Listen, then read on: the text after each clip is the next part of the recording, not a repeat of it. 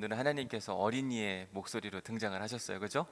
은혜가 훨씬 더 되는 것 같아요. 5월 첫째 주일이라 그런 것 같은데 우리 아이들의 목소리를 통해 들려지는 그 하나님의 음성이 우리에게도 동일하게 깊은 은혜로 찾아오기를 주님의 이름으로 간절히 축복합니다. 자, 오늘은 성령 세례 세 번째 시간입니다. 첫 번째 시간은 how, 어떻게 하면 우리가 성령 세례를 받을 수 있느냐, 이런 말씀을 드렸고, 두 번째 시간에는 why, 왜 우리에게 그 성령의 능력과 역사가 나타나지 않느냐. 오늘은 세 번째 시간으로 what에 대한 이야기, what kind of benefit we do have, 우리가 성령 세례를 받으면 어떤 유익이 있길래 우리가 성령 세례를 사모하고 또 사모해야 하는가, 그 이야기를 오늘 함께 나누려고 합니다. 자, 성령 세례를 통하여 우리가 받는 유익, 첫 번째는 여러 번 강조해 드렸잖아요. 요한복음 3장 5절 말씀, 예수님께서 대답하시되 진실로 진실로 내게 이르노니 사람이 물과 성령으로 나지 아니하면 하나님 나라에 들어갈 수 없다. 우리가 성령 세례를 받아야 되는 가장 첫 번째 이유는 하나님 나라예요. 하나님 나라에 들어가는 사람들은 물과 성령으로 항상 거듭나야 한다. 그런데 어찌 보면 하나님 나라는 먼 이야기 같잖아요. 성령 세례를 받게 되면 받는 유익이 딱 이것만 있는 게 아니라 아주 지극히 현실적인 이야기가 또 하나가 있거든요. 지금 바로 우리가 얻을 수 있는 유익, 오늘은 그 유익에 대해서 여러분들에게 소개해 드리려고 합니다. 요한복음 3장의 이야기를 다시 한번 볼게요. 요한복음 3장 2절 말씀에 보니까 그가 밤에 예수께 와서 이르되 랍비여, 우리가 당신 하나님께로부터 오신 선생인 줄을 아나이다. 하나님이 함께하지 아니하시면 당신이 행하시는 이 표적을 아무도 할 수 없음이니이다. 니고데모라는 사람이 예수님이 하시는 모든 일들을 보고 이렇게 이야기하는 겁니다. 내가 당신을 보니까 당신이 행하는 모든 일들은 하나님의 사람이기 때문에 할 수 있는 것 같습니다. 당신의 정체가 무엇입니까? 라고 묻는 거죠. 그때 예수님이 동문서답, 어쩌면 우문현답을 제시해 줍니다. 자, 요한복음 3장 3절 말씀 함께 볼게요. 같이 읽습니다. 시작. 예수께서 대답하여 이르시되 진실로 진실로 내게 이르노니 사람이 거듭나지 아니하면 하나님의 나라를 볼 수 없느니라. 자, 여러분, 누군가가 당신은 누구요? 라고 물으면 나는 아무개요 라고 답을 해야 되잖아요. 그런데 신기하게도 당신은 누구요? 라고 물어보는데 하나님 나라를 이야기하는 거예요. 그 말인즉슨 내가 하나님 나라임을 동일시하고 있는 상황입니다. 즉, 예수님이 하나님 나라이고 예수님을 통해서만 하나님 나라에 갈 수 있다. 그 이야기가 결국 요한복음 14장 6절하고도 연결되는 겁니다. 예수께서 이르시되 내가 곧 길이요 진리요 생명이니 나로 말미암지 않고는 아버지께로 하나님 나라로 갈 자가 없느니라. 니고데모가 예수님의 이야기에 대한 궁금증을 갖고 이렇게 묻습니다. 니고데모가 이르되 사람이 늙으면 어떻게 날 수 있사옵나이까? 두 번째 모태에 들어갔다가 날 수 있사옵나이까? 거듭남에 대한 이야기를 하는데 이 거듭남이라고 하는 건 다시 태어나는 걸 이야기하거든요. 니고데모가 들어보니까 아니, 사람이 한번 태어났는데 다시 어떻게 엄마 뱃속에 들어가서 또 태어날 수가 있는가? 도대체 이해가 안 됩니다. 다시 한번 자세히 설명해 주십시오라고 이야기를 한 겁니다. 그러자 예수님이 한 번 더 이렇게 이야기하세요. 요한복음 3장 5절 말씀 읽어볼게요. 시작. 예수께서 대답하시되 진실로 진실로 내게 이르노니 사람이 물과 성령으로 나지 아니하면 하나님의 나라에 들어갈 수 없느니라. 지금 예수님은요, 계속해서 무엇을 강조해서 얘기하시냐면 하나님 나라, 또 하나님 나라, 거듭나야 하나님 나라 간다. 거듭난다는 건 뭡니까? 어떻게 해야 거듭납니까? 물과 성령으로 거듭나는 거야. 그러면서 아주 중요한 이야기를 해주셨어요. 요한복음 3장 6절에 보니까 육으로 난 것은 육이요 영으로 난 것은 영이다. 두 번의 태어남에 대한 이야기라는데, 첫 번째 육으로 난 것, 사람이 엄마의 뱃속 자궁을 통해서 태어난 것을 첫 번째 출산, 그것을 바로 육으로 난 것이라 이렇게 이야기하는가 하면, 예수님께서 말씀하셨던 두 번째 출산은 무엇인가? 그것은 바로 물과 성령으로 태어나는 것. 바로 예수님은요, 영적 거듭남에 대한 이야기를 해주시는 겁니다. 여러분, 물세례는 내 의지를 통해서 나는 하나님을 믿고 싶습니다, 하나님 나라를 가고 싶습니다 라고 하는 신앙적 선포행위가 바로 세례예요. 오늘 어린이 주일을 통해서 우리 아이들이 세례를 받기도 하지만 부모님들이 우리 아이들이 하나님 나라 백성이 되면 좋겠습니다 라고 하는 신앙적 결단을 가지고 세례를 받는 것이 바로 물 세례입니다. 그러나 성령 세례는 내가 믿어야지, 나는 믿고 싶다, 나는 확실히 믿을 겁니다, 이렇게 내 의지로 믿는 것이 아니라 믿어지네? 이거 뭐지? 내게 왜 믿음이 생겼지? 이건 능동태가 아니라 수동태예요. 믿어지는 은혜와 역사를 성령 세례라고 이야기를 하는 겁니다. 이처럼 물 세례와 성령 세례는 완전한 차이를 보이는 거예요. 이 둘의 차이에 대해서 조금 더 쉽게 설명해 보면 이런 겁니다. 제가 2013년도에 한국에 돌아와서 한참 목회를 하고 있을 때, 2015년도쯤 됐을 때예요. 저희 장인어른도 목사님이신지라 또 활발하게 막 목회를 하고 계셨는데, 저희 장인어른이 어느 날 저에게 그러시더라고요. 박 목사, 내가 목회를 해보니 성경에 대해서 잘 아는 게 진짜 필요한데, 성경을 그냥 책으로 눈으로 읽는 것도 중요하지만 직접 가서 보는 건 훨씬 더 유익이 될 것 같아. 그러니까 성지순례를 한번 갔다 와보면 참 좋을 것 같은데 어떻게 생각해? 한번 갔다 오면 우선 성경을 바라보는 눈이 확실히 달라지고 목회적으로도 엄청 도움이 될 거야. 저도 그 말에 동의도 했고, 가고 싶은 마음, 하나님이 일하시고 역사하셨던 땅을 밟는다는 게 얼마나 큰 은혜인지 알았기 때문에 가면 좋겠다, 간절한 제 소원 중에 하나였어요.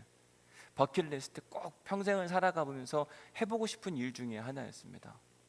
그러나 현실적인 문제, 목회도 해야 되죠, 또 선교하는 일도 제가 애써서 하고 있었죠, 또 학교에서 학생들도 가르쳤죠.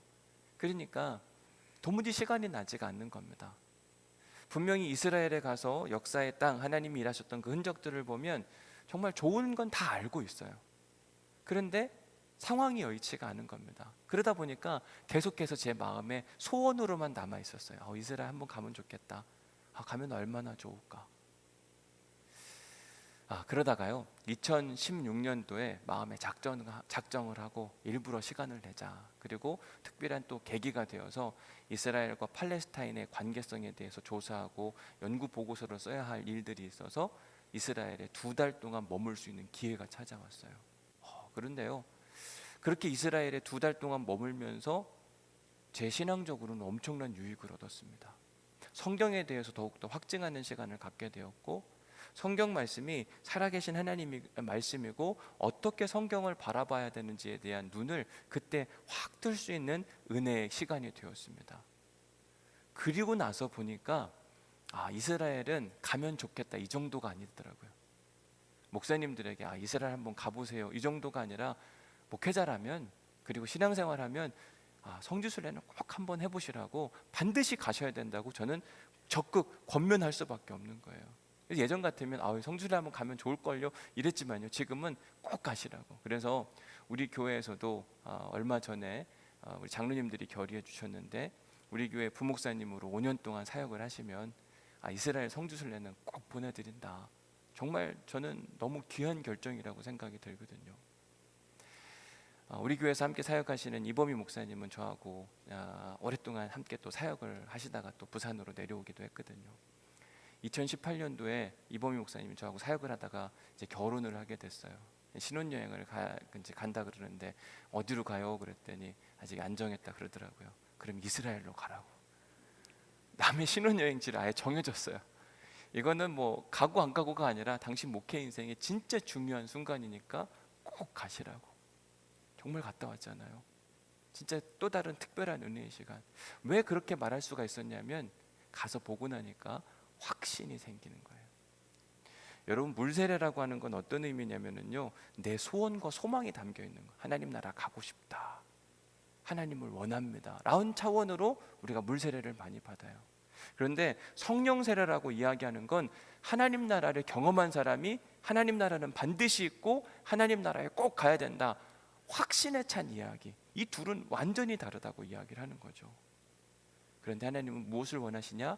이 물세례와 성령 세례를 함께 원하신다. 그래서 우리의 마음 가운데 나는 하나님 나라 가면 좋겠다, 이런 분들은 물세례에 그치신 분이시고, 하나님 나라는 확신이 있다, 확실히 있다, 나는 그 하나님 나라 꼭 가야 된다, 이런 분들은 그냥 성령 세례 받으셨다고 생각하면 돼요. 왜? 하나님 나라를 이미 경험하신 분들이기 때문에. 그 경험했는데 거길 왜 안 가요? 그죠? 자, 어떻게 생각하세요? 나는 물 세례만 받은 성도 같으세요? 아니면 성령 세례까지 확실히 받은 것 같아요? 이제 구분이 좀 되세요? 여러분 꼭 성령 세례를 받으시고 소망이 아니라 확신 있는 신앙생활하기를 간절히 축복합니다.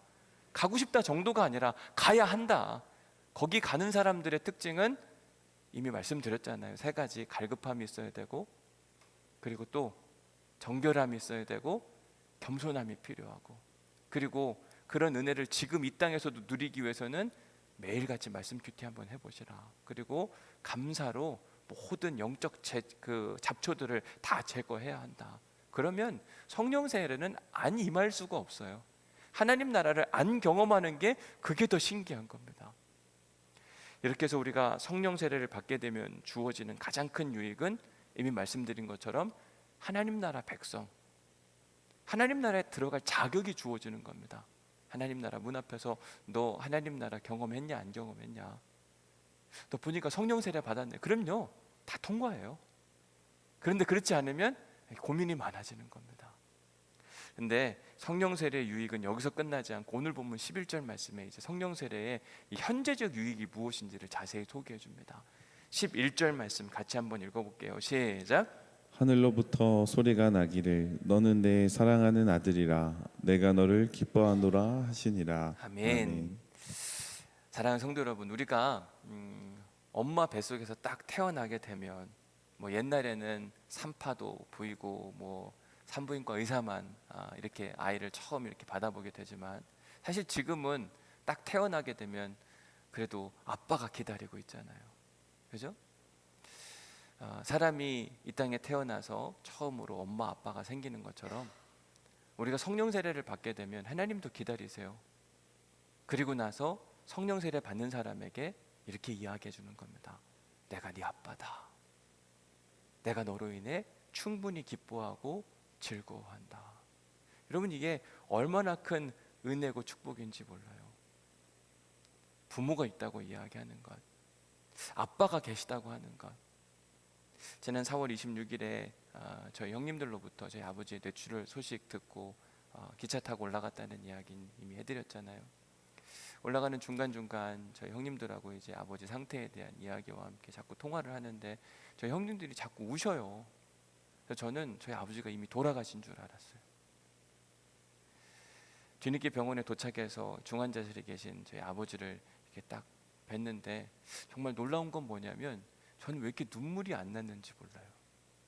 되게 미안하더라고요. 저희 형님들은 막 펑펑 아버지 앞에서 우는데 왜 나는 눈물이 안 날까? 분명 아버지는 중환자실에 계신데 어쩌면 저러다가 돌아가실 수도 있는데 저도 막 울고 싶은데 억지로 울 수는 없잖아요. 내가 목회를 하면서 장례를 너무 많이 치르고 이런 상황을 너무 많이 접해서 이런 건가? 제 감정적으로 이렇게 드라이한 모습이 너무 싫은 거 있잖아요. 왜 그럴까? 도대체 이해가 안 되는 그런 상황이었습니다. 근데 마지막으로 이제 정말 마지막으로 저희 아버지와 얼굴을 비비고 아버지 갈게요. 그러고 나서 나오는데 갑자기 눈물샘이 확 터졌어요. 막 하염없이 울었습니다. 왜 이렇게 눈물이 났나 생각해 보면 이제 더 이상 아빠, 아버지라고 부를 만한 그런 존재가 사라지는구나라는 생각이 드니까 너무 속상하고 아프고 어렵더라고요. 어느 때는 그런 거 있잖아요. 그냥 아빠, 아버지 이름만 불러도, 그렇게만 불러도 마음에 위로가 되고 힘이 생길 때가 있잖아요. 그런데 그런 분이 없어진다는 게 너무 심정적으로 어렵더라고요. 솔직히 저는 어려서 저희 아버지에 대해서 막 자랑스럽거나 존경스럽다 이렇게까지 좋은 마음을 갖고 지내지는 않았던 것 같습니다. 왜냐하면 너무 시골에서 태어났고 너무 가난하게 자랐어요. 막 저한테 엄청난 걸 막 해주셨던 분이 아니었다는 그런 기억들이 많았던 것 같아요. 너무 가난했기 때문에, 너무 어렵게 살아서. 그러니까 존경스럽다고 하기보다도 얼른 이 부모님 곁에서 떠나고 싶다 이런 생각을 많이 했던 것 같기도 해요. 그래서 어려서 고등학교 때부터 나와 자취 생활을 하게 되었고 대학교 때도 바쁘다는 핑계로 거의 부모님을 찾아뵙지 못했던 그런 기억들이 많습니다. 대학에 들어갔을 때 저희 아버지께서 하신 이야기가 있어요. 첫 등록금이 마지막이다. 속상하기도 했지만 그게 저희 가정의 현실인 걸 알았기 때문에 어쩔 수가 없었어요. 그래서 점심값이 없어서 굶었던 적도 많아요. 지금은 그래도 이렇게 그 체격이 있지만 그때는 정말 완전히 말랐어요. 한 70kg도 안 나갔으니까 열심히만 살아야만 했습니다. 어느 때는 힘들면 그냥 버텨야 되기도 했고 부끄러운 현실 앞에서도 그냥 이를 꽉 깨물고 지냈던 적이 한두 번이 아니에요. 내 인생은 내가 알아서 책임져야 한다. 그 무게감이 너무 힘들고 어려웠고, 그런데 어김없이 항상 5월은 찾아오더라고요. 어버이날이 오고 그러면 늘 하듯이 엄마 아버지한테 전화해서 고맙다, 감사하다. 근데 솔직한 제 마음은 그냥 내가 열심히 산 결과다, 이렇게밖에 생각을 못했거든요. 지금 생각해봐도 못난 사람이고, 그래서 그런지 엄마 아버지에 대한 미안한 마음이 참 많아요. 목사가 되고 나서 어느 날 10계명 제 5계명을 설교 준비하는데 이렇게 되어 있더라고요. 내 부모를 공경하라. 이 말씀이 참 어려웠습니다. 이거 어떻게 해결할 수 있을까? 이 말씀을 조금 더 연구해 보니까요, 공경하다라고 하는 단어가 카베드라고 하는 단어를 쓰는데, 부모를 공경하다는 건 뭐냐면 그냥 부모를 무겁게 여기라고 하는 뜻이더라고요.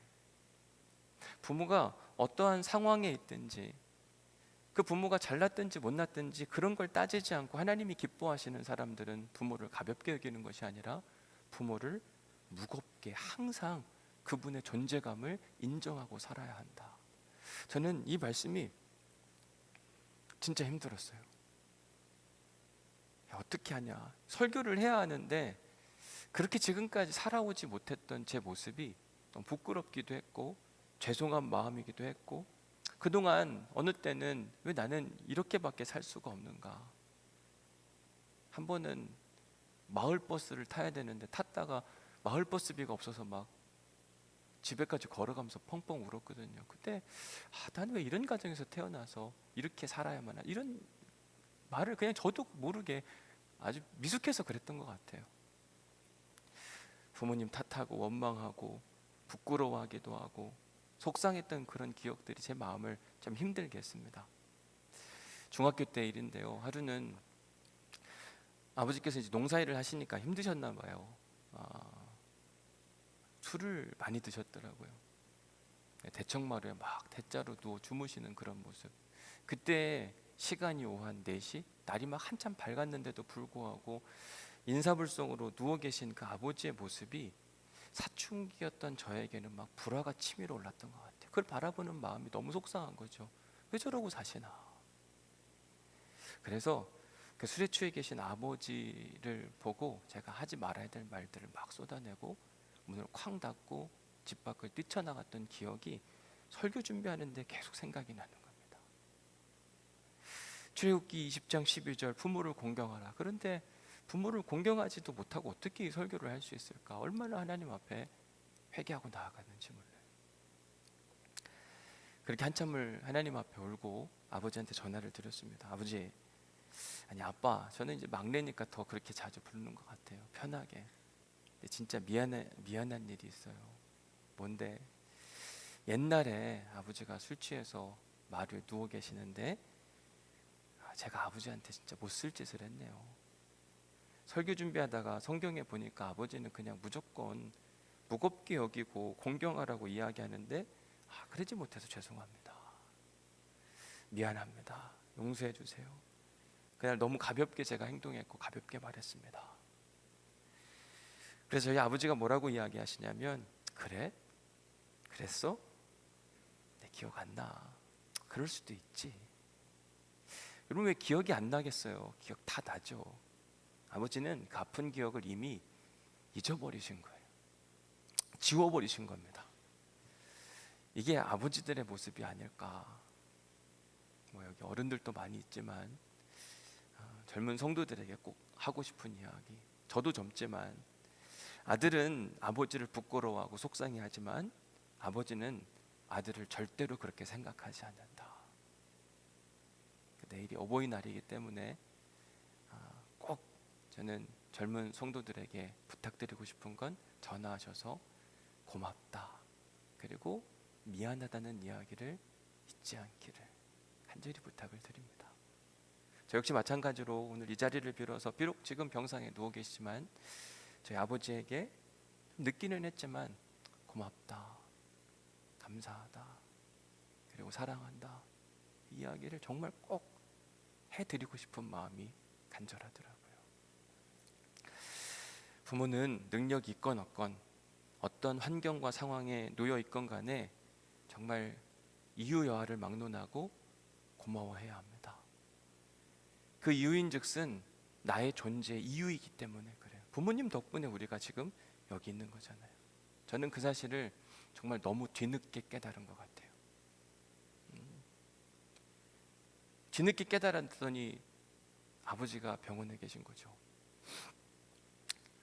이제는 저에게 아빠, 아버지라고 부를 만한 존재가 사라졌다고 하는 그 사실이 저는 아버지가 쓰러지고 나서 계속 마음이 어려웠어요. 힘들었습니다. 그런데 이번 주 설교 준비를 하는 중에 하나님이 말씀을 통해 위로해 주시는데, 박 목사, 너 있잖아, 성령 세례 받았으면 오늘 본문 말씀에 뭐라고 되어 있냐면 내가 너를 사랑한다. 너는 내 사랑하는 아들이라. 내가 너를 기뻐하노라. 저는 이 말씀이 얼마나 위로가 되는지 몰랐어요.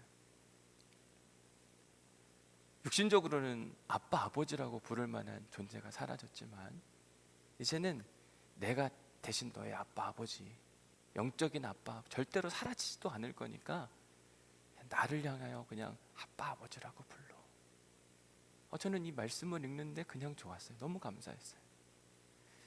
지난 금요일 날 그래서 성령 집회를 마무리하면서 정말 아빠, 아버지라고 하나님께 마음껏 울부짖을 수 있는 그 시간이 저한테는 큰 은혜요 기쁨이기도 했습니다.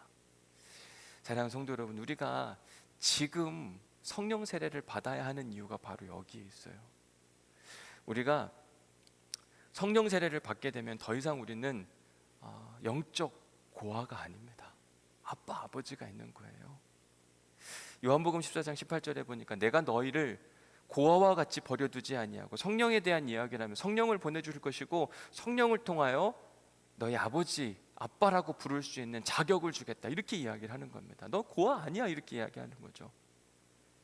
로마서 8장 15절 말씀해 보니까 너희는 다시 무서워하는 종의 영을 받지 아니하고 양자의 영, 성령을 통하여 하나님을 아빠, 아버지라고 부를 수 있는 권한을 선물해 주신 거예요. 근데 그 하나님이 어떤 하나님이시냐?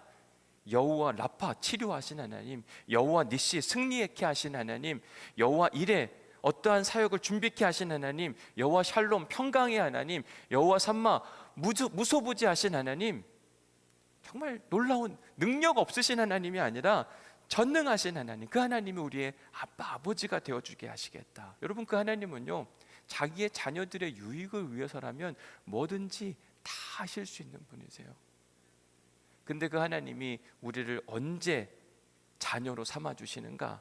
오늘 본문 10절 말씀을 보면 곧 물에서 올라올새 하나님이 그에게 성령으로 비둘기같이 내려오게 하심을 보게 나신 다음, 11절 말씀에 보니까 그 다음에 하나님이 이렇게 이야기하는 겁니다. 너는 내 사랑하는 아들이라. 내가 너로 기뻐하노라. 왜 우리가 성령 세례를 받아야 하는가? 성령 세례를 받고 나면 그 다음부터 하나님이 우리를 자녀 삼아 주시고, 그리고 나면 우리의 신분이 달라지면서 우리에게 주어지는 이 놀라운 하나님 아버지의 능력이 차원이 달라요. 가장 큰 다른 차원이 뭐냐? 요한일서 5장 18절에 나옵니다. 함께 같이 요한일서 5장 18절 말씀을 읽어봅니다. 시작. 하나님께로부터 난 자는 다 범죄하지 아니하는 줄을 우리가 아노라. 하나님께로부터 나신 자가 그를 지키심에 악한 자가 그를 만지지도 못하느니라. 하나님께로 아멘. 난 자, 하나님께 속한 자, 하나님의 자녀들은 악한 자가 그를 만지지도 못하도록 돌봐주시고 지켜주신다. 우리의 부모는 그럴 수가 없으나 살아계시고 전능하신 하나님은 충분히 그럴 수 있는 능력을 가지신 분. 얼마나 좋아요.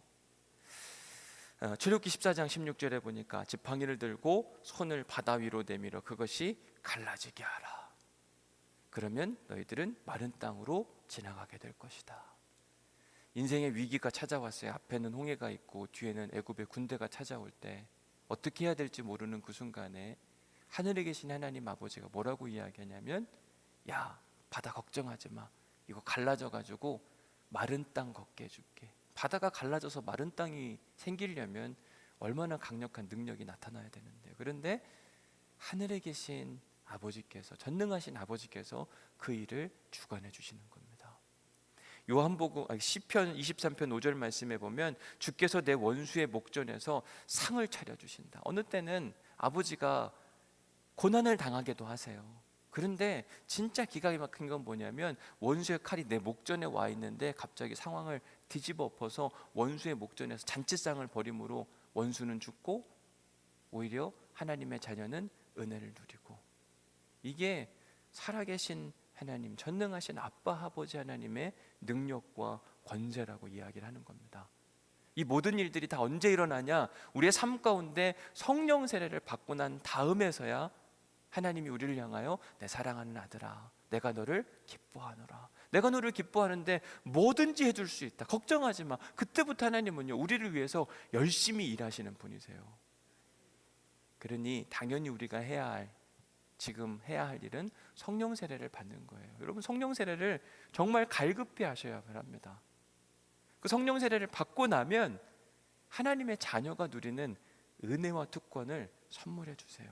그러니까 하루라도 늦게 받으면 누가 손해냐면 우리가 손해인 거예요. 하나님 아버지가 하루라도 빨리 우리의 아버지가 되시고 아빠 하나님이 되시는 순간 하나님이 그 능력을 얼마나 많이 발휘하시는지 몰라요. 그래서 여러분들에게 성령 세례를 사모하는 은혜가 있기를 간절히 축복합니다. 말씀을 이제 마무리하면서 세 가지 이야기했잖아요. 어떻게 성령 세례 받는가? 뭐가 필요하다고요?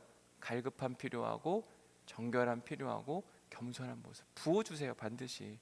그리고 말씀의 쟁기질이 필요하다고 이야기하면서 아침에 꼭 일어나셔서 말씀 큐티해 보시라.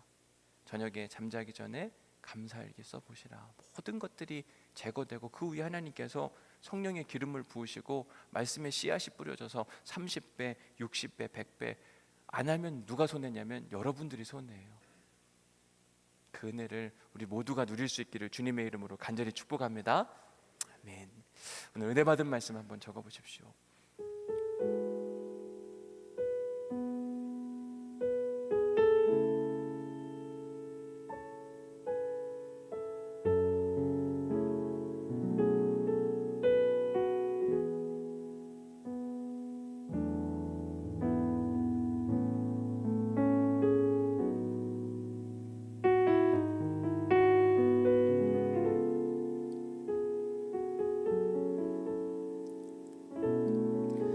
성령 세례를 통해 얻는 유익이 무엇인가?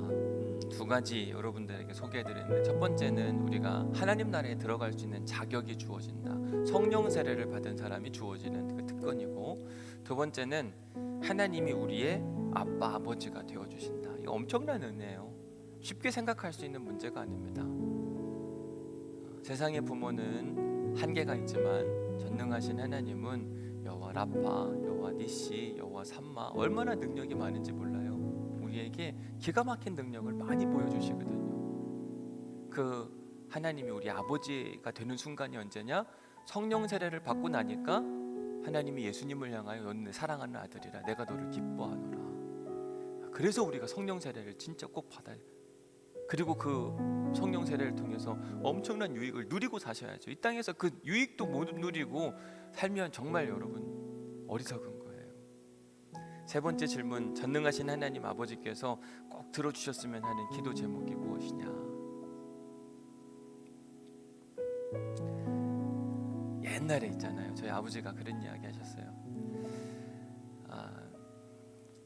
그때 다 막 학원들 다니는데 제 친구들이 막 태권도 학원을 다니는 거 있잖아요. 너무 부러워가지고 아버지, 저 친구들하고 같이 태권도 배우고 싶어요.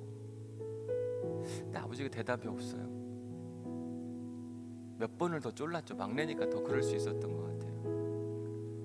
그런데 아버지가 뭐라 그러시냐면, 야 이놈아, 나도 보내줄 수 있으면 참 좋겠다. 저는 그 뒤로 아버지한테 뭘 요청할 수가 없더라고요. 안 보내주는 게 아니라 못 보내주는 거니까. 참 힘들게 사셨어요. 그리고 어쨌든 가정을 건사하려고 애를 쓰셨던 분이세요. 아버지가 잘못해서가 아니라 그냥 그런 가정에서 태어나셔서 그렇게 시골을 잘하셨거든요. 육신의 부모는 한계가 있는데 전능하신 하나님 아버지는 우리가 원하는 걸 다 들어주실 수 있는 분이시거든요. 거기다 한번 적어보시면 좋을 것 같아요. 전능하신 하나님 아버지께서 들어주셨으면 하는, 꼭 들어주셨으면 하는 기도 제목이 무엇이냐. 이걸 적어야 오늘 설교가 끝나니까 얼른 적으세요. 왜 적으라고 이야기하냐면, 여러분이 설교 제목을 이 주보를 가지고 이번 주 금요일 성령 집회에 꼭 오셔야만 합니다. 이번 성령 집회 설교 준비를 마무리했는데 하나님이 선포하라. 이번 주 말씀은 열왕기하 19장 말씀, 여호와의 열심이 이 일을 이루리라. 성령 집회 이번 주는 반드시 그냥 오셔야 돼요. 이유와를, 이건 제 기도 제목을 가지고. 왜냐하면 우리 아버지께서 여호와의 열심으로 이루어 주시겠다고 이야기하시는데, 그걸 경험하는 그날이 이번 주 금요 성령 집회입니다.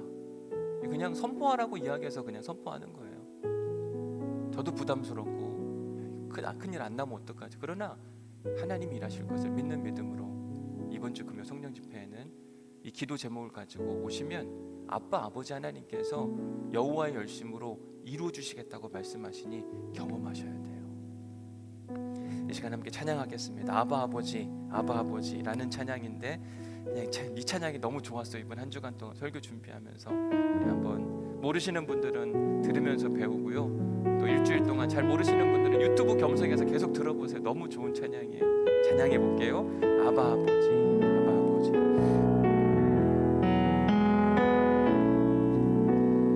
아바 아버지, 아바 아버지, 나를 안으시고 바라보시는 아바 아버지, 아바 아버지, 아바 아버지, 나를 도우시고. 다시 한번 찬양해 봅시다.